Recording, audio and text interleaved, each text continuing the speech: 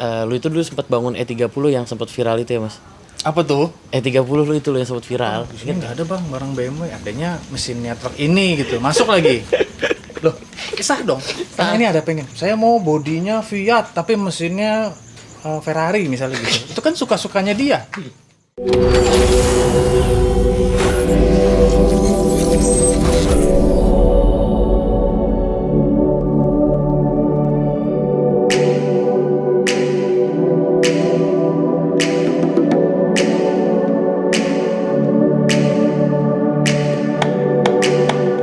Balik lagi sama gue Aldi Rais di channel velg terlengkap dan terupdate, apalagi kalau bukan di HSR Wheel.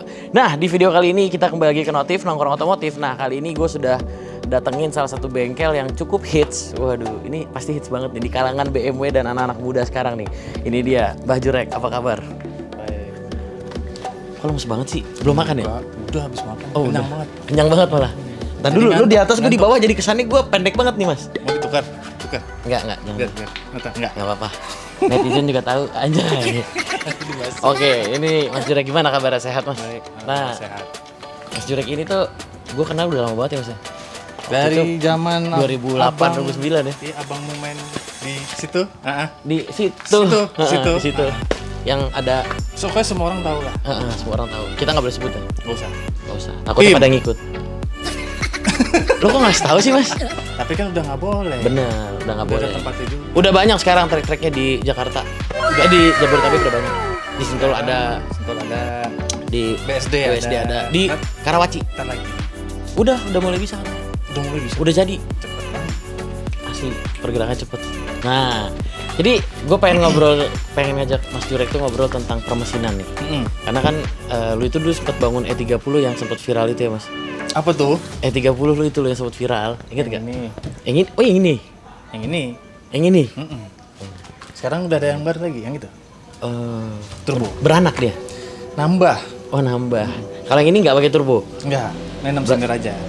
Oke, E30 6 silinder. Nah sekarang bikin lagi E30 tapi pakai turbo. Mesin standar. Mesin standar pakai turbo. Pakai turbo. Kencangan mana? Itu apa ini?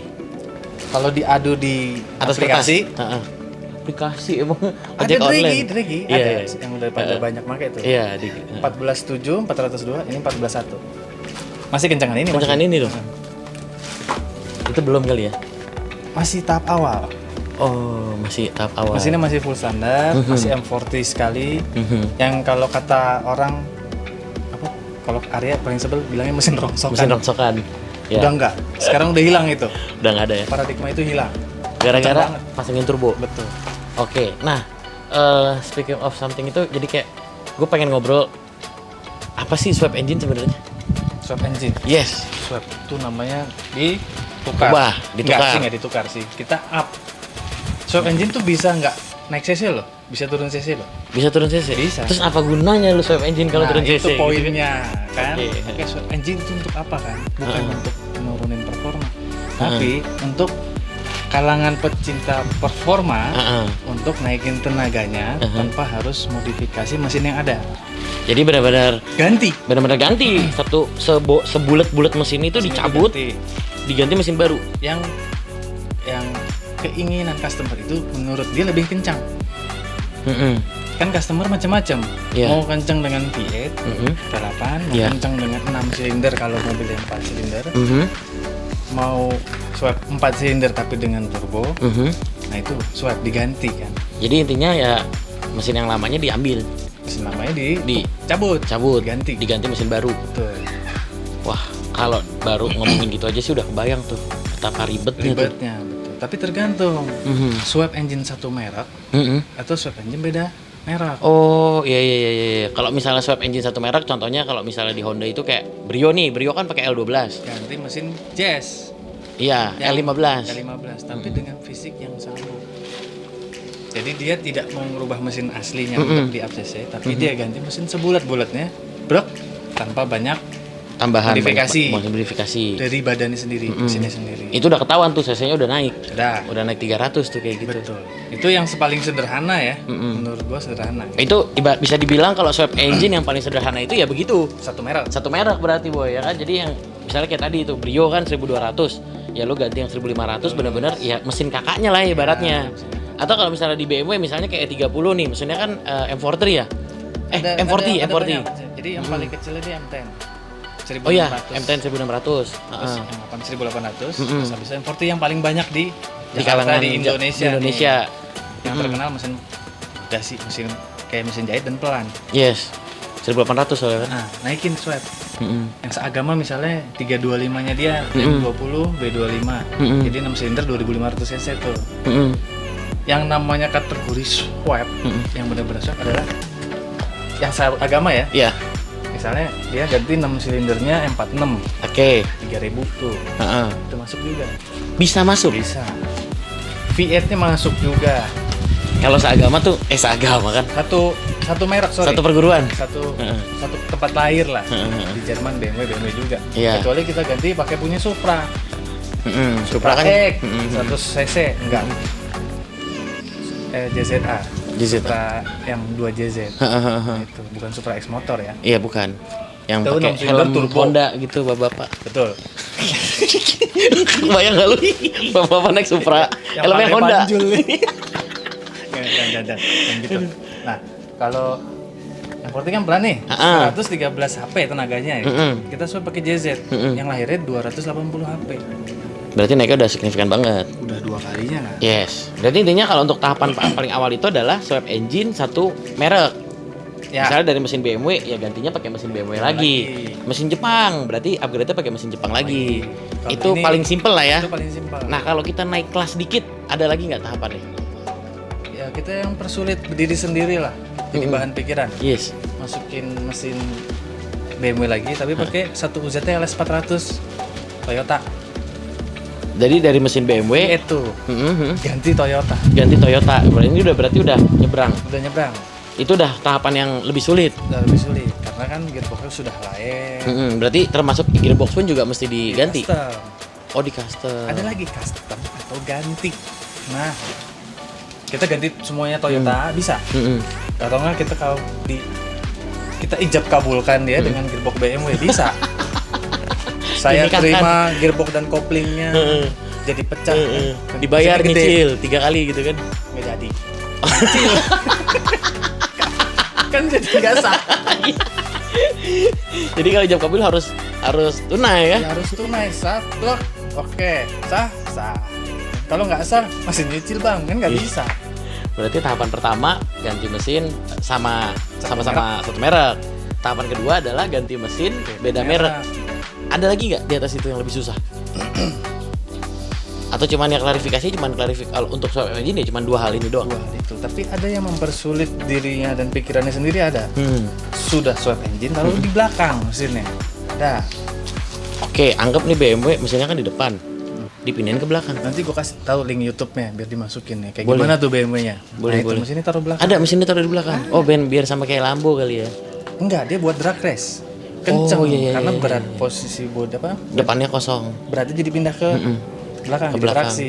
Iya. Yang di mana ya tarikan belakang kan? Betul. Jangan lu swap mesin taruh belakang gerak depan, nyusahin diri sendiri. Kayak gitu ya. Ya gitu konsepnya. Oke, berarti kalau kita klarifikasi swap engine itu intinya adalah merubah mesin mobil. Mobil ganti yang lebih kencang, Ganti. lebih bertenaga. Kalau misalnya dia gantinya misalnya nih dari Jazz pakai jadi turun jadi L12 gitu kan. Nanti kebalik kebutuhan. Lu butuhnya tuh apa sih? Oh, Swap iya. itu. Pertama kalau gua emang seneng ngebut, seneng mau kenceng tapi untuk diri sendiri. Gitu. Tapi kalau buat pamer, apa yang lu tunjukin sebenarnya? Sekarang lu kencengin mobil buat ngapain sih? Oh, gue mau ikut drag race, waktunya biar kecil. Oh, gue pengen ikut drifting tapi pengen ban yang lebih ngebul. Gue kencengin mesin gue. Iya. Dan gue lebih suka mesin yang bertenaga sehingga Nggak susah dikontrol nyetirnya tuh lebih fun buat gue gitu. Tapi kalau misalnya ada orang yang mau nyusahin diri sendiri dengan budget build itu kan tergantung kemampuan si yang punya Yang mobil. punya mobil benar. Kalau dia memang senengnya dengan mesin asli dimodif, tapi dengan hasil Yang lebih uang maksimal. enggak, Oh enggak. budgetnya memang mungkin jadi lebih besar, Tapi malah downgrade. tapi dia mau dia nggak downgrade, dia ngencengin mesin standar. Oh, ngeceknya mesin standar. Jadi Betul. dalemannya lah yang diganti. Nah, balik lagi tergantung budget kan. Jadi Yes, lu yes. butuhnya untuk kemana sih? Kalau misalnya gue masih seneng mesin asli supaya gue nggak ribet ngapain.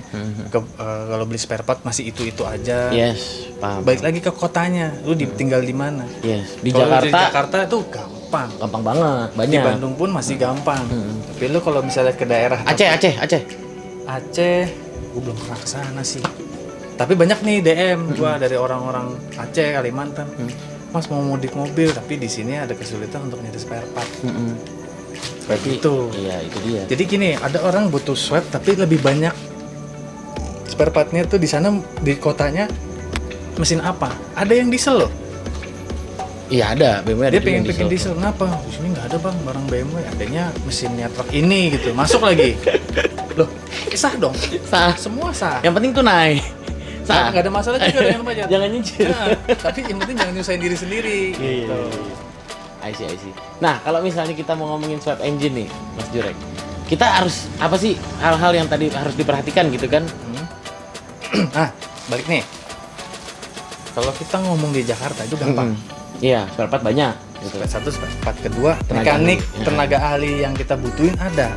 Yang tukang kabel bisa, tukang ijab kabul gearbox bisa, tukang fabrikasi banyak. Balik lagi, lu tinggal daerah mana? Lu butuh mesinnya apa? Kalau emang di sana banyak, bisa aja silahkan. Gitu. Jadi kalau untuk kesulitan utama nih dari kita anggap di Jakarta yang serba ada ya, Yes, itu satu kabel. pasti ada tuh. Kabel karena Iya. apa? Mesinnya beda, ecunya lain nih. Iya. Ecunya mau pakai standalone apa ecu standar? Berarti wiringnya kan harus diperhatikan juga. Harus diperhatikan. Benar. Satu lagi bahan baku, gitu kan? Gearboxnya adanya apa? Dikawinkan dengan mesin apa? Ketemu nggak tuh? Ketemu nggak tuh? Oke, koplingnya pakai standar. Oh nggak mungkin, karena kecil pasti slip. Kita harus ganti yang lebih besar. Pakai punya apa? Oh pakai diesel, pakai Innova misalnya. Bisa, nggak ada masalah, bebas. Kalau kita budgeting misalnya cuma cukup 150 juta, berarti barang-barangnya nggak perlu yang racing. Tapi kalau udah beli barang-barang racing yang beli kopling doang 15 juta, 20 juta, ya pusing. Tergantung. Gitu. Kalau ada Balik duit- lagi, kalau ada tergantung duitnya mah kebutuhan. nggak pusing. Yes. Lah sebenarnya gini, 1 juta itu mahal apa murah? Tergantung lu punya duit apa enggak. Itu ya kan. Kalau lu lagi punya duit ya murah Iya. gitu kan. Tapi kalau lu lagi nggak punya duit, jangan kan 1 juta, 100.000 aja bingung nih. Bingung, betul. Bagi dong 100.000 kan gitu kan. Bagi dong. Ya. Dompet gua nggak di sini. Jadi yang harus diperhatikan itu adalah lokasi ya. Karena itu akan berkesinambung terhadap Soalnya gini, spare part. soalnya gini, kan kayak lu bikin YouTube gini, yang nonton kan nggak cuma Jakarta. Iya, Ada orang daerah macam-macam nih. macam-macam bener. Nah, kalau kita ngomongin enteng terus, kita nggak perhatikan kotanya, mereka kan juga nggak segampang itu untuk Iya. dapetin barangnya. Ntar Gitu. tiba-tiba longpen ganti aja gitu kan. Mobil Kayak- udah diangkat baru mikir, baru nyari Gini, bahannya. Bang, kok nyari ini susah? Aduh, lu tinggal di mana sih? Di sini. Ya udah lu mesen gitu. Iya. Ya, intinya tadi pertama lokasi tuh daerah kalian tuh harus kalian perhatikan nih. Di daerah kalian itu ada nggak spare part yang kalian mau gitu kan? Iya. Barang yang dimau, mesin yang dimau. Barang yang dimau, misalnya yang dimau. Tapi sebelum itu sih sebenarnya kayak ada tahapan satu deh yang paling penting. Curhat dulu. Cari temennya yang ngerti, cari temennya yang sudah mengerjakan. Yes, benar. Intinya adalah ya curhat dulu. Lu cari temen kayak atau cari referensi. Misalnya nih kayak Mas Jurek nih, lu bisa cek nih di Instagram ada di bawah. Nah langsung aja DM. Ya, nggak bakal gue balas juga. Oh nggak dibales? Bukan, capek gue. Banyak. Nggak apa-apa. Ntar cariin admin satu buat dia deh biarin. Atau boleh tanya siapapun atau temen lu atau siapa boleh konsultasi dulu. Gue lagi juga kan bikin YouTube juga tuh Marino. Beberapa kayak gue lagi ngerjain ini, gue kasih tahu nih ngerjainnya begini. Masih basic sih. Masih basic. Tapi kalau untuk udah ke Swap ke engine belum bisa lah itu ya. sudah terlalu Expert. nggak general sih. Iya. Enak gue jelasin karena ada. Kalau dijelasin dia ngerti, tapi barangnya nggak ada, nggak bisa ngerjain juga kan. Iya, tapi kan setidaknya bisa bantu kirim. Gue kasih nomor telepon yang lain, gue tahu siapa. Nggak, maksud gue bisa bantu kirim. Misalnya dia dari Banjarmasin kan, ya udah bantu aja kirim mobilnya ke sini. Gue tambah pusing sih. Soalnya gini, oke, dia di sana bisa buat kirim sini. Begitu lagi tuh mobil di sana rusak. Nah dia sebenarnya bikin pusing diri sendiri juga jatuhnya.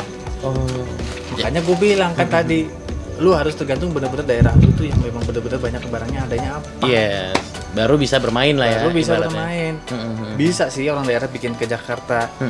Udah jadi mobil di sana pakai main. Tapi kalau rusak balik lagi Jakarta. Kan itu kan sama aja. Bikin capek. Bikin capek supir towing. Supir towing dapat duit, Bang. Yang punya mobil, Bang kok gini ya?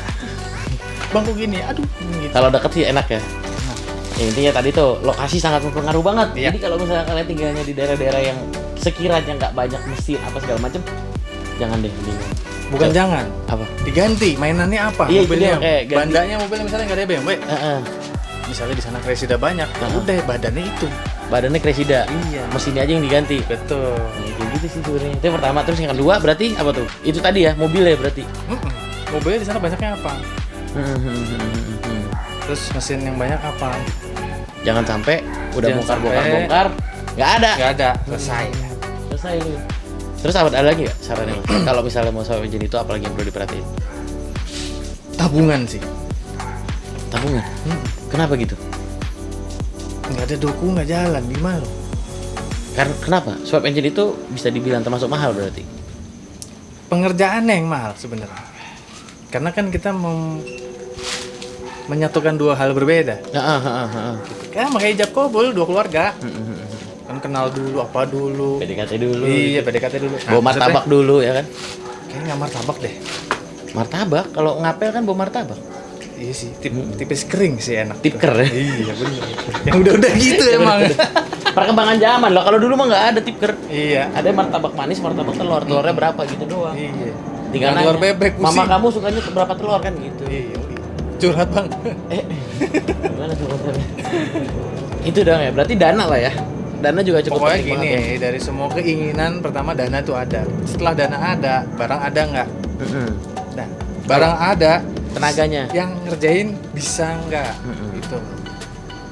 Habis itu ya udah, silakan swap engine. Silakan terus. Nah, satu pertanyaan terakhir. Apa sih kelebihan dan kekurangan dari swap engine? Kelebihan, tenaganya gede. Tenaganya jadi lebih besar.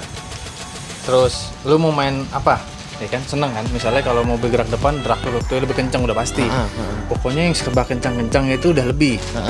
Lebih kenceng lah intinya lah ya. Kurangannya adalah kalau pengerjaannya kurang teliti, pasti ada aja yang rusak. Ada aja masalahnya. Contoh, ngawinkan gearbox V8 ke gearbox 6 silinder biasa. Kalau nggak lurus, nanti lama-lama gearboxnya bunyi. Ya, tuh satu. Kedua, bikin engine mounting. Kalau nggak kuat, patah. Ketiga, mesin lu saking gedenya, radiator lu kecil, panasan mulu. Panasan, overheat. Ya. Keempat, Setelah mesinnya penuh nih, nggak bisa masang AC, panasan. Itu yang terjadi kan? udah. Betul. Terus Engine bay-nya terlalu penuh udah. nah, udah apa ini udah pasang AC, kaki lu kepanasan. Minta kaki yang ke bawah. Bukan, Asik ke kan bawah. knalpotnya. Kalau misalnya V8 Iya. gitu. Terus kalau misalnya apa lagi? Jadi sebenarnya kebanyakan kekurangannya nih daripada kelebihannya nih. Enggak, semua itu akan terjadi kekurangan kalau ada kesalahan. Oh, Kalau jadi lu tidak ada kesalahan, tidak ada kekurangan. ada Apa? dompet kekuras. Kan itu yang tadi tahap awal dibahas udah. Ya kan berarti kekurangan kan? Kalau misalnya dia nggak Ya, swap engine kalau- kan berarti dompetnya masih Kalau aman. dompetnya nggak mau kurang, beli mobil aja bang, kan gitu jatuhnya. Beli mobil Beres, jadi. yang udah kenceng. Udah kenceng ketahuan. Beli mobil baru kan gitu. Tapi kan itu bukan temanya. Temanya swap engine. Benar, itu dia. Tapi tetap sih kalau misalnya gue lihat itu berarti kekurangannya cuma satu ya. Kalau misalnya pengerjaannya salah atau kurang teliti, gue nggak bilang salah sih, kurang teliti, akan timbul masalah-masalah. So berarti developnya itu bukan waktu yang sebentar ya, nggak bisa seminggu, 2 minggu, sebulan kali ya. Lu paling lama swap engine itu berapa lama? Paling lama 3 bulan. Paling cepat 25 hari. 25 hari. Dan itu sudah non trouble, udah nggak ada trouble apa-apa. Alhamdulillah enggak, karena sudah biasa. Oh, karena sudah diulang. Jadi tantangannya ibaratnya- gini, kalau misalnya yang pemilik mobil bilang, Mas kalau bisa kurang dari 2 bulan atau 1 bulan, saya akan kasih bonus. Jadi, udah dapat lembur tuh tiap malam. Yui. Oh, gue tahu intinya tuh lama karena nggak ada bonusnya. Coba kalau kasih bonus, Cepat. bener. Pokoknya ada target waktu dan pekerjaan pun selesai Nggak ada dengan masalah. baik tanpa ada masalah. Itu Berarti paling cepat tuh sampai 25 hari, paling lama 3 bulan. tergantung seberapa seret dompet customernya. Oh, bukan seberapa basah ya. Oh, bukan. Nah, terakhir nih, ini benar terakhir. Budget deh. Yang udah sering lo lakuin gitu kan untuk ganti mesin, ganti swap engine itu dari minimal berapa sampai maksimalnya berapa yang pernah keluar? Tergantung pekerjaan dan mobilnya apa. Ya itu makanya. Paling rendah itu berapa lo pernah kerja? Paling rendah 100 juta. Swap engine. Iya. Duit semua apa? Coba aja. Campur apa gitu enggak? Sekarang nih, ini yang paling sederhana ini. Ini 6 silinder. Iya. Beli mesinnya aja 18 juta. Dan pekerjaan yang lainnya kan. Mesinnya di refresh lagi. Itu udah berapa? Terus ya 10 juta lah ya. Nah, lebih 6 silinder soalnya. 6 silinder. Spare partnya doang nih hampir 10. Belum pekerjaannya. Aduh. Terus bikin dudukan kaki mounting. Ketemuin gearboxnya apa, koplingnya apa, dudukan booster rem harus geser, ganti master remnya apa, remnya digedein, radiatornya pakai apa, ayo, lu pikir sendiri dah. Radiator berapa? ECU-nya gimana, kabelnya gimana. Kalau rem kalau mau ganti yang gede, pakai BBK HSR aja. Oh, daganganmu ya? Iya dong. Harganya bersahabat tapi kualitas boleh lah. Oke, boleh diadu. Boleh diadu lah. Balik lagi, semua dari budget. Itu budget paling murah, paling rendah yang pernah lo kerja untuk satu swap engine mobil itu 100 juta. Paling mahalnya berapa? Kalau tergantung yang punya mobil pengen part racingnya apa. Yang pernah lo kerjakan, sepaling mahalnya yang pernah lo kerjakan tuh. Yang sudah ya? Iya. Yang udah mah udah lah, nggak usah diomongin. Iya. Gimana sih? Salah. Ya sudah gimana? Terus plus satu mobil. 200 juta plus satu mobil. Satu mobilnya ini mobil apa dulu nih? 36 dalam kondisi apa nih? Kondisi bahan apa kondisi bagus. jadi? Kondisi bagus berarti 100 juta lah ya. Hampir 100. Oh, berarti hampir 300. Paling mahalnya. Buat swap engine doang. Ngapa nggak beli mobil aja tuh orang? Kan balik lagi dia keinginannya apa sih? Itu dia. Karena kembali lagi modifikasi kalau kita bandingin kenapa nggak beli mobil aja? Itu nggak ada tema modifikasi. Benar. Kalau lu mau beli mobil aja, temanya adalah lu jalan ke showroom. Lu pengen mobil yang lu pakai. Yes. Karena ini ada pengen, saya mau bodinya Fiat tapi mesinnya Ferrari misalnya gitu. Itu kan suka-sukanya dia. Itu konsep modifikasinya di situ. Iya. Karena balik lagi boy, modifikasi itu tergantung selera dan kebutuhan sih. Ya lu seleranya gimana, kebutuhan lo gimana. Dalam artian kebutuhan nih. Lu punya duit 100 juta nih, kebutuhan lo banyak, kebutuhan lo 50 juta sebulan, ya berarti kan lo belum tentu dong lo bakal ngabisin 50 juta spend untuk modifikasi kan kayak gitu kan. Jadi ya balik lagi, nggak usah terlalu dengerin, karena kan banyak nih orang sekarang mau modif tuh harus nanya temennya, gue pengen ganti. Mending ngapain ya? Nah, mending ngapain ya? Mending, ya apa kalau bahasa itu sekarang kaum menang mending ya, nggak usah kayak gitu. Jadi tanya sama diri lo sendiri, lo research dulu kira-kira lo mau beli mobil apa, terus mobilnya itu lo mau custom apa aja, mau dimodifikasi apa enggak, baru deh dari situ. Begitu gimana mas? Setuju nggak? Sedikit ada kurangnya.